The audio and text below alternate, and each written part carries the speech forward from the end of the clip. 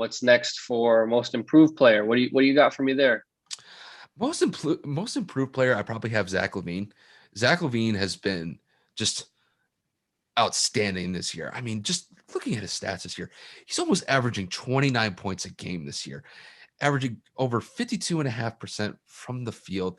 He's shooting over 43% behind the 3-point line. And he's also got 5 rebounds and 5 assists to go along with it too. And he's also averaging about a steal a game.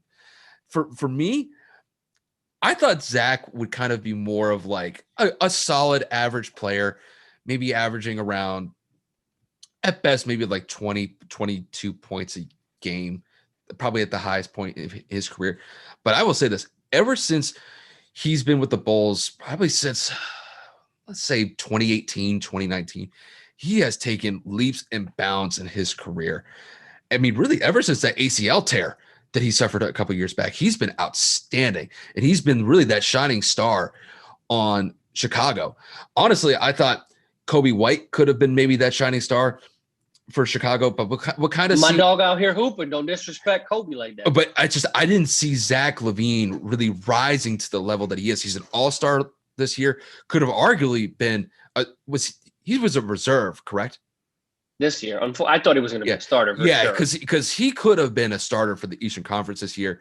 But look, man, the way that he's been playing, he has Chicago at least what's their seed in the Eastern Conference right now? Chicago. I don't know off the top of my head. I know that they're definitely they're 10, but they're tied. There's a 3-way tie for the 8th seed right now. So look, they got an outside shot to make the playoffs this year. They've got half of the season left to do it. Yeah, man, I got Zach. I don't know about you, but I got Zach. It's 100% Zach for me, and it's actually like pretty blindly like it should be him all the way, at least in my opinion. I mean, I've been a fan of Zach Lavine since he got drafted into the NBA. I never really talked about him as much as I should have. It was always like that kind of sleeper player that I was always like, yo, I think he's really cool. And obviously post ACL tears when it really picked up, because you saw he was usually known for his dunks, obviously the dunk contest and all the things that he was doing. And his athleticism was kind of the focal point of his entire game. But I mean, since he's been in the league since 2014, Zach's numbers have drastically improved every single season. His rookie year, he averaged 10. Next season, he averaged 14. The next season is when he tore his ACL, I think. I can't remember. I forget which year it was. I think it was when he was in Minnesota. I think it was definitely it was one of the first 3 years, but for whatever reason, this isn't showing me when it was. So he goes from 10 points to 14 points to 18 points, then gets traded the next season, and he plays a very minimal amount of games with 24 games in Chicago. That was him probably coming back from the ACL. I imagine so he tore in 2016. So he had 16 points. So it went down a little bit, but right when he came back to full form, Zach Lavine went to 23 points, then to 25 points, and now to 28 points. Mm-hmm. Zach Lavine has become a superstar in this league. He has become a well above average player, and rightfully so an all-star. And I mean, you've pretty much read off of all his numbers this season.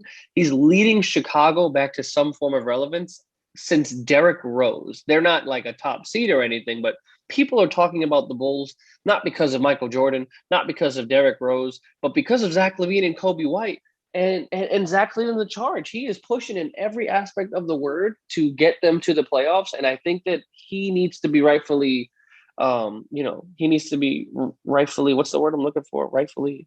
I would say just respected. There you go. He needs to be respected, because this man hooping, and there's no other word to put other than that. Like, he's balling the fuck out.